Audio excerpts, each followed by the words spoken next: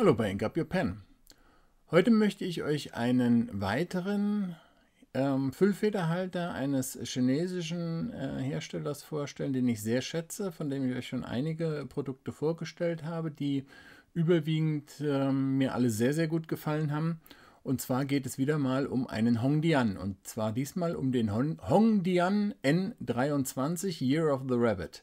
Das ist der, ich sag mal, zum chinesischen Tierkreiszeichen herausgegebene Füllfederhalter von Hongdian. Der kommt, wenn ihr ihn bei Amazon kauft. Mal gucken, ob wir das hier so ein bisschen scharf kriegen. Was macht der Autofokus, bitte? Lieber Autofokus, mach mal deine Arbeit. Naja gut, man kann es ein bisschen sehen. Jetzt hat er's. Ja, so sieht er aus. Kommt in so einer weißen Plastik sei schon, Pappverpackung. Hier stehen noch so ein paar Zeichen drauf. Dann haben wir hier noch so einen Aufkleber.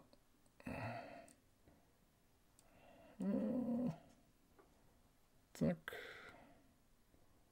Hier steht er auch drauf, Hongdian N23. Ja, so sieht das Ganze aus. Wenn ihr es bei Amazon kauft, ich habe mir den Hongdian diesmal bei Amazon und nicht bei AliExpress gekauft. An der Stelle sei es gleich wieder gesagt, weder Amazon noch Hongdian noch AliExpress geben mir irgendetwas dafür, dass ich deren Namen hier in meinem Video erwähne, sondern ich will euch einfach nur sagen, wo ich ihn her habe und ja, wo ihr ihn dann vielleicht auch günstig bekommen könnt. Okay. Also wie immer will ich euch natürlich den Füllfederhalter so ein bisschen beschreiben. Ich glaube, auf Hongdian selber als Hersteller müssen wir nicht weiter eingehen. Das haben wir in vielen anderen Videos schon getan. Ich will euch natürlich was zu dem Tierkreiszeichen in kurzen Stichworten erzählen. Will euch natürlich sagen auch, was ich dafür bezahlt habe. Und ja, dann machen wir Maße und Gewicht. Dann machen wir einen Schreibtest. Dann sage ich euch, was mir gut gefällt und was mir weniger gut gefällt am Hongdian N23 Year of the Rabbit. Und zum Schluss ziehen wir ein kurzes Resümee und ich sage euch, wo ihr ihn bekommen könnt und was ihr dafür ausgeben müsst und wo ich ihn mir gekauft habe und warum ich ihn mir dort gekauft habe. Und dann könnt ihr natürlich wieder entscheiden, wie ihr damit umgeht und ob das ein Füllfederhalter für euch ist. So sieht er aus, wenn ihr euch den bei Amazon bestellt. In dieser Pappschachtel kommt er an. Ja, stehen so ein paar, ich schätze mal, Importeurbemerkungen mit drauf. Wer den hier nach Deutschland eingeführt hat, ist ja wie gesagt ein chinesischer Füllfederhalter von Hongdian. So sieht die Pappe aus. Nichts wirklich Bemerkenswertes daran. Hier steht da nochmal den Hersteller mit Adresse, E-Mail und Importeur. Und hier habt ihr schon Hongdian N23 Metall, steht hinten auch drauf, also ein Füllfederhalter, der schon recht wertig hergestellt ist. Okay, also das ist hier so die Pappschachtel und das ist eigentlich auch der Grund, warum ich den legen wir mal nebenhin, warum ich den diesmal bei Amazon gekauft habe. Und zwar kommt er dann hier in dieser Metallbox. Die sieht recht wertig aus. Ist jetzt, ich sag mal, die bekommt ihr beim Chinesen auch für verschiedene andere Füllfederhalter. Also das ist jetzt keine speziell für diesen Füllfederhalter hergestellte Box, sondern es ist einfach nur eine schöne Aufbewahrung, eine sichere Aufbewahrung für einen aus meiner Sicht sehr schönen Füllfederhalter. Also ist hier so eine leichte Blechbox, aber zur Aufbewahrung durchaus gut geeignet. Ist auch keinerlei Beschriftung drauf, spricht alles dafür, dass es eine Massenherstellung ist und nichts mit dem eigentlichen Füllfederhalter zu tun hat, aber ihn trotzdem gut aufbewahrt. Die kann man dann hier so aufklappen und dann seht ihr den Hongdian N23 Year of the Rabbit. Ja, das Jahr des Hasen, das haben wir seit 2.1.23. Der Hase ist ein chinesisches Tierkreiszeichen. Das Jahr geht noch bis zum 9.2.24, also ist nicht identisch mit unserem Kalenderjahr. Der Hase stellt das vierte Tier im System oder im Tierkreissystem der chinesischen Sternzeichen dar oder Tierkreiszeichen dar. Er gilt als sanft, ruhig, geduldig, verantwortungsbewusst und verantwortungsvoll. Ja, so viel zu den Eigenschaften. Also ist natürlich für Leute gedacht, die vielleicht im Jahr geboren sind und dann sich so einen solchen Füllfederhalter zulegen wollen. Okay, dann werden wir jetzt hier nochmal ein bisschen am Fokus arbeiten. Okay, so. Ein bisschen zurück noch. Das war zu viel. Okay. Ja, so sieht er aus. Diese legen wir mal kurz nebenhin. Diese Dose hier, die ist mit so einem weichen schaumstoffartigen ich sag mal Inlay ausgefüllt. Ich weiß gar nicht, ob das rausgeht. Ich würde sagen, das geht raus. Mal gucken, ob wir es mal rauskriegen. Ja, ihr seht schon, ein bisschen arbeiten. Okay, das geht raus. Dann ist unten auch nochmal Schaumstoff. Mal gucken, ob der auch rausgeht. Der geht auch raus. Vielleicht. Vielleicht auch nicht. Gut, so richtig geht er nicht raus. Ich glaube, da müsste ich ihn jetzt, da fehlen mir jetzt ja die Fingernägel, die langen dazu. Oh, jetzt hatte ich ihn fast. Ja, so, also hier geht er raus. Da ist auch nichts drunter. Das ist hier einfach nur Schaumstoff. Und ja, dann war es das hier mit dieser Dose und das ist hier mit dieser Blechdose. Das ist hier ausgeschnitten. Okay, können wir neben hinlegen. Der war hier noch in so einer Kunststoffverpackung drin. Sehr geräuschvoll. Nehmen wir nochmal raus, legen wir auch nebenhin. Ja, hier seht ihr schon. Lantian, also dieses LT hatte ich schon in meinen anderen Videos dargestellt. Hongdian N23, das ist die Beschreibung. Und das Ganze ist ein Metallfüllfederhalter. Da ist mit blauem Lack und in diesen Lack, den gibt es in verschiedenen Farben. Ich habe mir die blaue Variante geholt, weil ich es sehr schön finde. Da ist jetzt hier, das merkt man auch, wenn man hier so drüber fährt, da ist hier, aber das ist sehr angenehm eigentlich, dieses, ja ich sag mal wie in Klavierlacktechnik, im Klavierlackverfahren ist jetzt hier dieses Muster aufgebracht. Wie das genau funktioniert, das wurde hier nirgendwo erklärt. Da kann ich auch nur mit euch zusammen spekulieren. Aber das sieht alles sehr, sehr wertig aus. Der Clip selber, schauen wir uns mal an. Oh, der ist brutal fest. Also, man müsste schon mal vorher ins Sportstudio gegangen sein, wenn ihr den hier bewegen wollt. Nein, das ist natürlich etwas übertrieben. Aber so geht er nicht. Mal gucken, wenn man hier hinten drauf drückt. Kann man drücken, bis man... nee. Also damit kann man nicht bewegen. Der Clip ist, ich würde fast sagen, nahezu nicht funktionsfähig. Okay, der Rest vom Füllfederhalter sieht aber sehr, sehr schön aus. Hier haben wir auch schon das chinesische Tierkreiszeichen, den Hasen. Finde, ist sehr gut gelungen. Sieht sehr schön aus. Der Rest vom Muster sind Bäume. Hier seht ihr das auch auf dem Schaft nochmal, Gräser, hier nochmal ein Hase. Also sieht sehr wertig aus, sieht sehr schön aus. Schrauben wir nochmal auf. Mal gucken, wie viele Umdrehungen wir brauchen. Eine. Ja, ein bisschen mehr als 1/4 Umdrehung. Und dann haben wir den Füllfederhalter aufgeschraubt. Dann schauen wir uns mal die Kappe an. Also die ist hier in einem Stück gemacht, die Kappe. Sehr schön, sie sieht toll aus, muss ich sagen. Gefällt mir sehr gut, die Farbe gefällt mir sehr gut. Es ist so ein Blau, ja, weiß nicht, Petrol vielleicht, so in der Richtung. Und ja, es ist sehr, sehr, sehr, sehr schön. Hier unten die Kappe nochmal, also auch hier mit einer Kunststoff-Innenkappe. Wir haben hier Kunststoffgewinde, hoppla, Kunststoffgewinde und Kunststoffgewinde. Das ist auch in Ordnung. Die Kappe hier nochmal zur Stabilität mit einem Metallring abgeschlossen.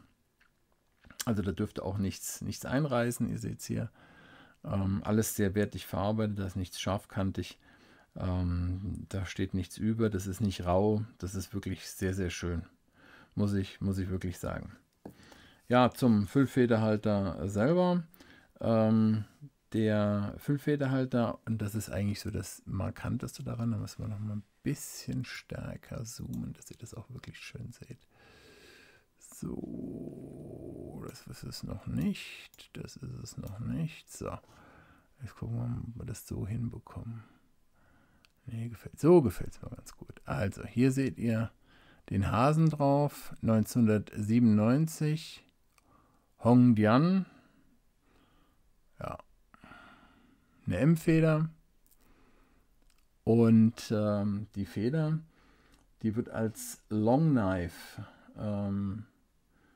verkauft, sage ich mal. Das Besondere seht ihr hier vorne an der Spitze.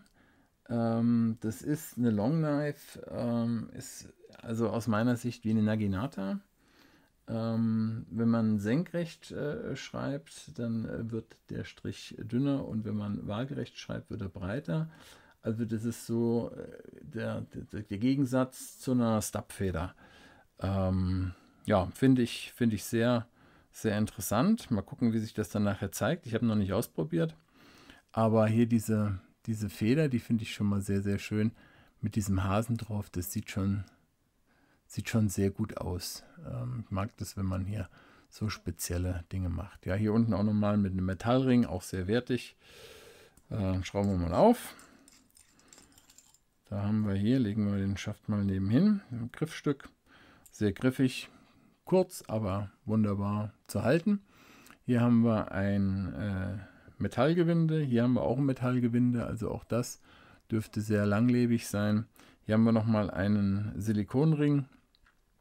Ich würde ihn jetzt nicht als Eyedropper benutzen, aber wenn man das so aufschraubt, ist es natürlich sehr angenehm mit so einem, ich sag mal, wenn das so ein bisschen abgepuffert ist mit diesem Silikonring. Ja, Konverter dabei.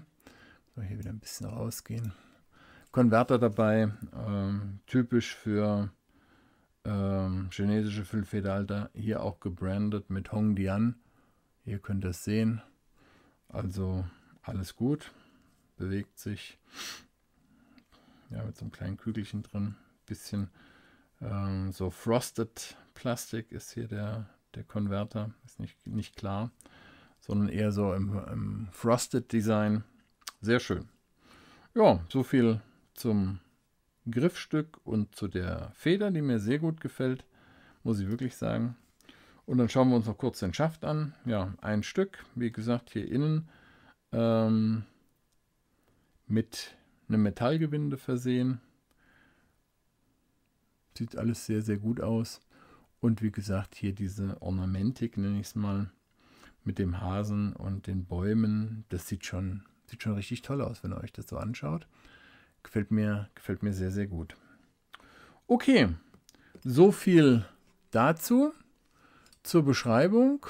Und dann werde ich ihn jetzt mal, wenn er mir hier nicht wegrollt, dann werde ich ihn jetzt mal mit Tinte befüllen. Und dann machen wir als nächstes Maße und Gewicht und den Schreibtest. Maße und Gewicht. Der Füllfederhalter, so wie ich ihn jetzt hier in der Hand halte, ich habe ihn befüllt mit Tinte und habe mich hier für die Koh-i-Noor Document Ink Blue entschieden.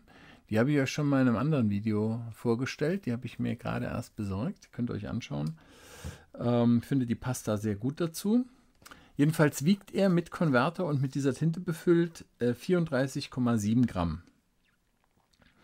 Der Füllfederhalter misst hier im geschlossenen Zustand 14 cm und im geöffneten Zustand, wenn ich ihn jetzt so hier in der Hand halte, ihr seht also auch bei meiner recht großen Hand, passt da sehr gut hinein, misst er 12,5 cm. Aufgestecktes Benutzen ist aus meiner Sicht nicht wirklich möglich, weil ihr seht es hier schon, diese Kappe, vielleicht kann man sie mit Gewalt drauf quetschen, aber das würde ich euch nicht raten, weil da macht er die schöne Maserung her und das schöne Muster vielleicht kaputt. Da ist es eigentlich nicht möglich. Okay, so viel zu den Maßen und zum Gewicht.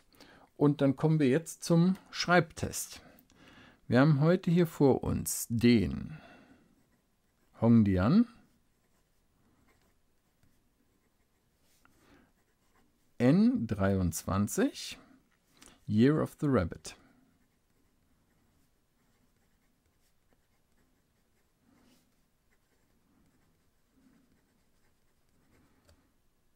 Okay. Also 2023. Naja, logischerweise hatte ich euch ja vorhin gesagt. Okay. Die Feder ist eine Long Knife M. Aber wenn ich mir das so anschaue, ich weiß nicht, wie ihr das seht, bin ich der Meinung, das ist ein eindeutiges B. Vielleicht natürlich auch aufgrund dieser Eigenschaft, wie gesagt, aus meiner Sicht wie eine Naginata, wegen dieses breiten Strichs. Ich hatte ja gesagt, senkrecht ist der Strich dünner und waagerecht ist er stärker. Ja, ein bisschen sieht man es hier. Mal gucken. Sieht eigentlich ähnlich aus. Also kann ich jetzt nicht genau sagen, ob das wirklich so ein Wahnsinnsunterschied ist. Ich würde fast sagen, eher andersrum. Ich weiß nicht, wie ihr das seht. Kommt natürlich auch sehr viel auf die Haltung drauf an. Ich würde sagen, senkrecht ist der schon stärker und waagerecht weniger stark. Wie dem auch sei, er macht ein schönes Schriftbild aus meiner Sicht. Ja, Papier ist wie immer Clairefontaine.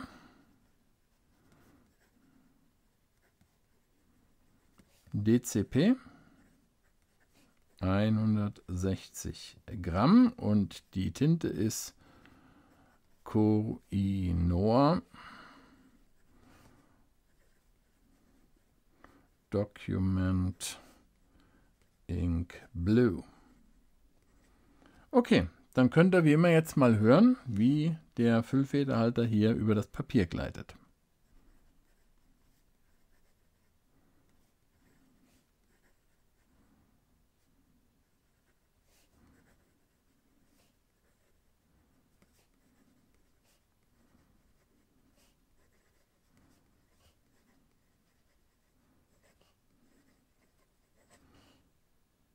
Also ich finde, es klingt ganz fantastisch. Die Feder ist wirklich absolut gelungen. Mir ist das schon ein paar Mal aufgefallen, dass es Hongdian immer wieder schafft, richtig, richtig gute Federn zu produzieren. Und aus meiner Sicht ist das hier auch der Fall. Also eine wunderbare Feder, auch wenn ich jetzt hier in dem Beispiel, was ich euch gezeigt habe, diese Eigenschaften, die da beschrieben wurden, nicht so ganz nachvollziehen kann. Aber ich finde, das Schriftbild ist toll. Es ist eher ein B. Ganz eindeutig aus meiner Sicht. Für ein M ist es viel zu breit, aber ich mag das eh.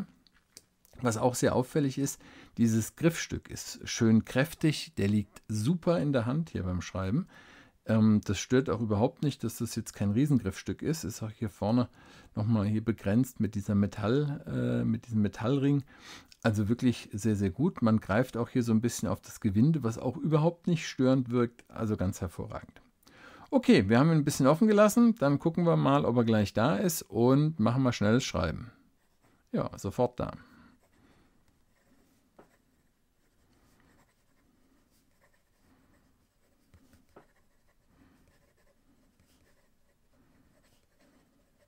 Ihr seht schon, Tintenfluss kommt jederzeit mit. Sehr üppig, haben wir überhaupt keine Probleme. Versuchen wir mal verkehrt herum zu schreiben mit dieser Feder. Bin ich mal gespannt. Mhm.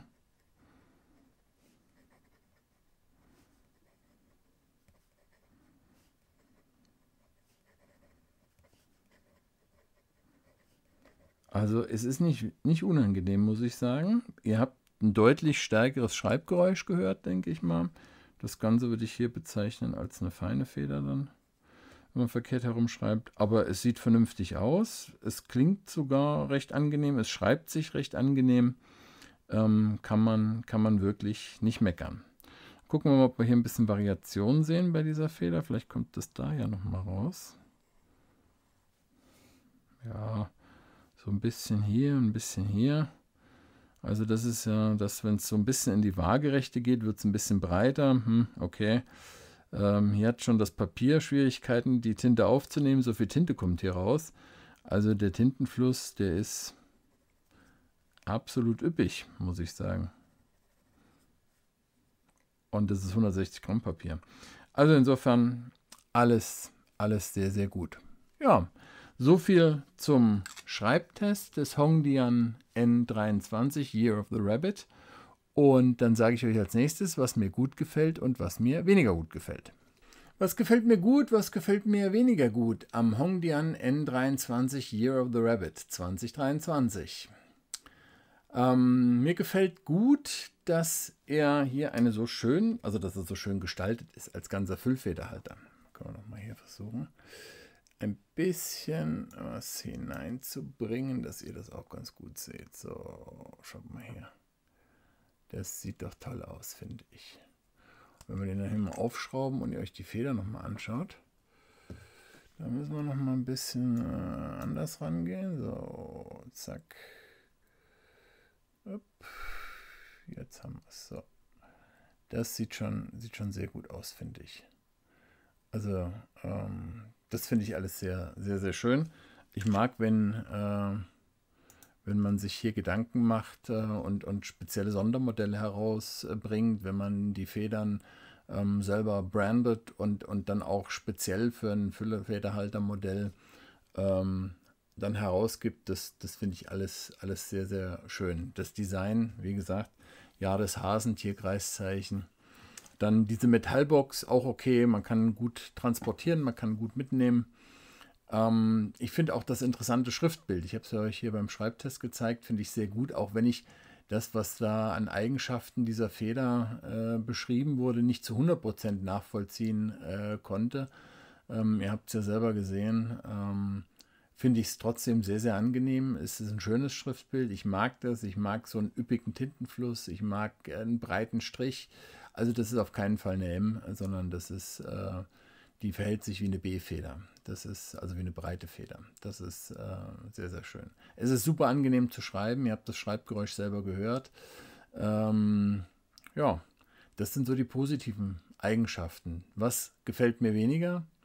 Das sind eigentlich nur zwei Dinge, wobei die eine mich persönlich nicht stört, aber ich weiß, dass es Leute gibt, die das gerne machen. Also erstmal hier dieser Clip, der ist nicht brauchbar, muss man einfach so sagen. Der ist so fest, den kann man nicht benutzen. Und als zweites, es gelingt mir nicht, hier diese Kappe, ihr seht es hier, die bewegt sich jetzt hier auch, diese vernünftig aufzustecken. Die kann man kurz so halten, aber bei der leichtesten Berührung geht es ab.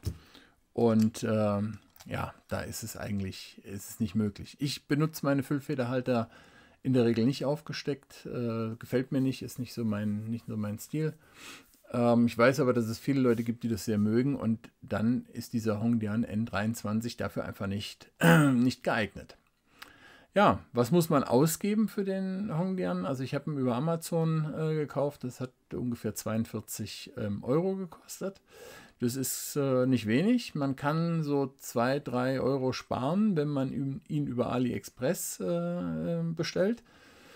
Nochmal der Hinweis, weder von Amazon noch von AliExpress noch von Hongdian bekomme ich etwas dafür, dass ich euch das sage. Aber Nachteil ist, man hat dann diese Metallbox nicht dabei. Und da habe ich mir gesagt, okay, diese 2-3 Euro brauche ich jetzt nicht sparen. Ich finde den Füllfederhalter sehr schön. Er ist dann sicher verpackt und deswegen habe ich ihn dann bei Amazon gekauft. Und vor allen Dingen der Vorteil ist ja auch, es ist ja viel leichter bei Nichtgefallen oder bei einem Defekt, den bei Amazon dann auch zurückzugeben. Ich weiß, der ein oder andere sieht Amazon sehr kritisch. Will ich jetzt auch gar nicht in diese Diskussion einsteigen, sondern einfach nur die Fakten hier so darstellen, wie sie es eben hier zugetragen hat. Okay. Würde ich mir wieder kaufen? Ich würde mir auf jeden Fall wieder kaufen, weil ich finde die Feder sehr schön, nicht nur die Gestaltung, auch das Schriftbild finde ich ganz toll. 42 Euro ist nicht wenig, aber ich finde, der sieht richtig, richtig klasse aus. Und es ist halt was Besonderes. Es ist dieser Tierkreiszeichen-Füllfederhalter, trifft auf mich jetzt nicht zu. Nichtsdestotrotz habe ich ihn mir geholt. Wenn ihr euch da ein bisschen mit beschäftigt, findet ihr im Internet sehr viele Hinweise zu den chinesischen Tierkreiszeichen. Und ich finde, es ist ein interessanter Füllfederhalter, auch wenn man nicht im Jahr des Hasen geboren ist, weil ich finde einfach, ich zeige ihn hier nochmal, er ist toll gestaltet. Diese Zigarrenform mag ich sowieso, klassischer Füllfederhalter. Er ist super verarbeitet. Ja, aus meiner Sicht ist er sein Geld wert und deswegen von mir ein klares Ja, würde ich mir auf jeden Fall wieder kaufen. Ja, wie sieht es bei euch aus? Habt ihr den Hongdian N23? Welche Erfahrungen habt ihr damit gemacht? Gefällt er euch? Wie ist euer Schriftbild? Konntet ihr das nachvollziehen oder eher nicht? Berichtet es mir in den Kommentaren. Würde mich freuen, wenn euch mein Video gefallen hat. Liked es bitte. Abonniert meinen Kanal und dann sehen wir uns das nächste Mal bei Ingap Your Pen.